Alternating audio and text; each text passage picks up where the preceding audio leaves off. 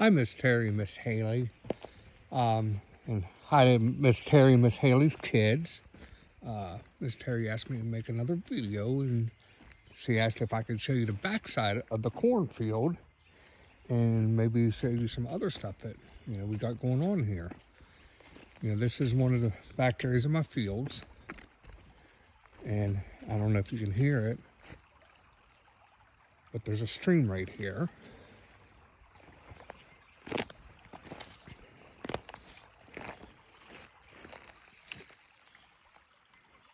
The stream is called Svetlana's Creek. And Svetlana is my daughter, and she named the creek after herself. All right. There's my big monster truck.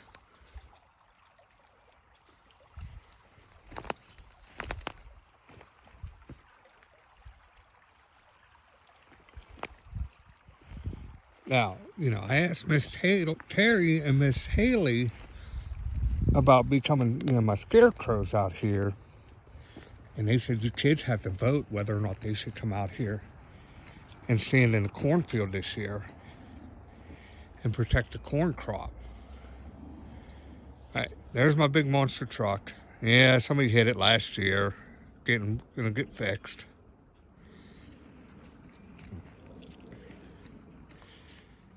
And yes, it's a big one. It's a 3/4 ton with big tires. Now this is the back end of my cornfield, and this is looking toward the road. And as you can see, it's already greened up down here. It's actually really nice compared to the other day. It's really nice today. It was 80 degrees today. And Miss Terri wanted me to ask, she asked what farmers wear. Oh, just so you guys know, here's one of the cool trail cams. Ooh, looky what we see here. You see it? The first bumblebee of the season. Now, if you guys don't know, bumblebees are very, very important to farmers. They help pollinate my corn and my other vegetables, including fruits and stuff, so that I can get to lots of fruits and vegetables. Now, Miss Terri asked me a question, and she wanted to see if I would answer it for you guys who want to know what a farmer wears. How many of you guys think farmers wear nothing but bib overalls and big old hats and biting on a piece of straw all the time? Well, I hate to disappoint y'all. I really do. But most of the time, my attire is this. I'm wearing just a plain old pair of jump boots. My clothes I went to work in today. And normally I'm dressed like this. And yes, I have plowed my fields while in a 3-piece suit. I swear. Now, some of the other questions that Miss Terri had. She was wanting to know, how do I keep my field so dry? And if I can find it, I'm going to show you.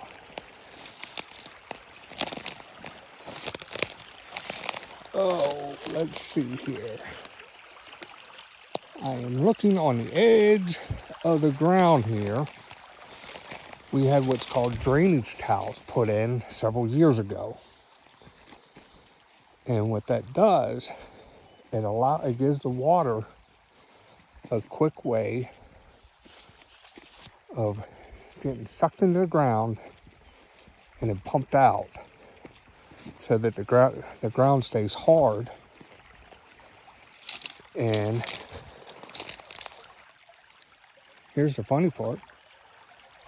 I forget where the pipes come out at. Oh, here's one right there. See that? So what happens is, when it rains right up here, all the water comes down off of this hill. And this is like a cereal bowl. You know how when you put your cereal in the bowl and you put your milk in, it starts filling up. That's what this does down here because of the way this is shaped. We call it a soup bowl.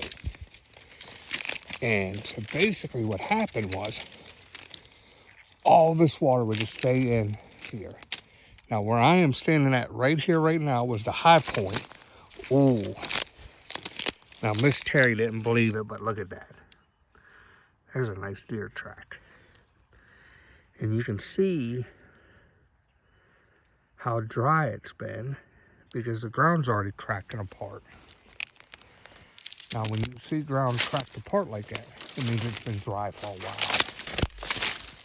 And see, here's some remnants of corn from last year.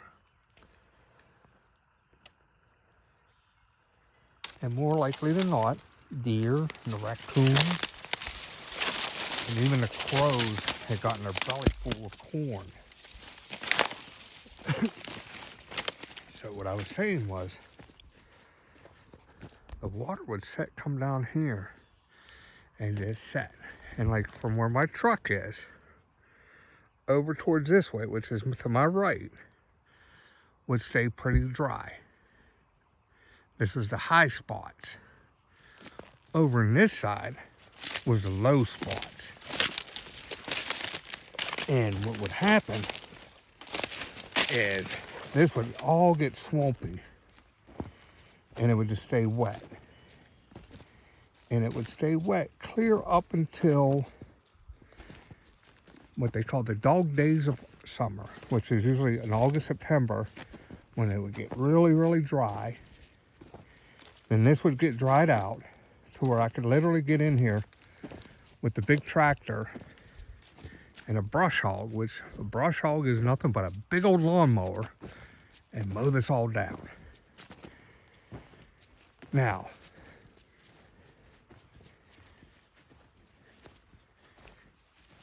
here we go. This is what happens. See how this water's just setting here?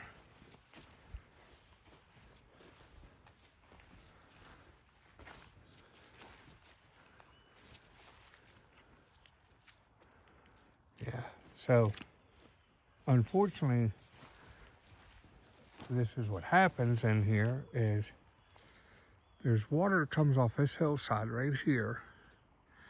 And I got piping all through here, okay?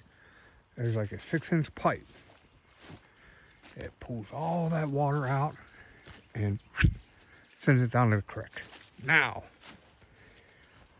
I know Miss Terri already asked this question. You know, she asked me, she goes, Farmer Bill, if you have all these pipes in there and it pulls all that water out, how does your crops get fed? And basically what it is if you look out here, and I'm where my back is right now, the hillside is to my right, and going from right here along the hillside, going out towards my left to where the Svetlana's Creek is. Throughout this field, about every 50 to 100 feet, there's a 4-inch pipe that comes from the hillside and pumps out into the creek. And there's a 6-inch pipe that goes right along in here and it kicks it out into this creek over here. And basically what happens is any water that's out here, it takes a little while for it to trickle down through and filter down through to the plants. Now, when the corn's starting to grow, I'll have Miss Terri come out so we can show you how tall the corn gets. It will actually get taller than Miss Terri. So even though we have piping in here that pulls all that water out, we still get enough water in here to waters the crop. So the corn gets watered. And as you can see, there's a trail cam over here. That's because I get turkeys in here. We also get deer. And we get crows and raccoons and coyotes. I've even seen a bobcat down here once. That was neat. Anybody know what a bobcat is? I'll tell you right now, it's a big old cat that's got a little stubby tail. And don't think just because they're cute looking that they're friendly, because they're not. They can be mean. But this is another part of Svetlana's Creek.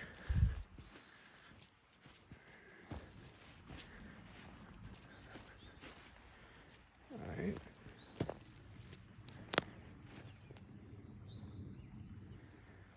This goes all the way up over that way. And this is the other part of my fields over here. And there's some crabapple trees in here, and some apple trees, and raspberry bushes, as you can see over here.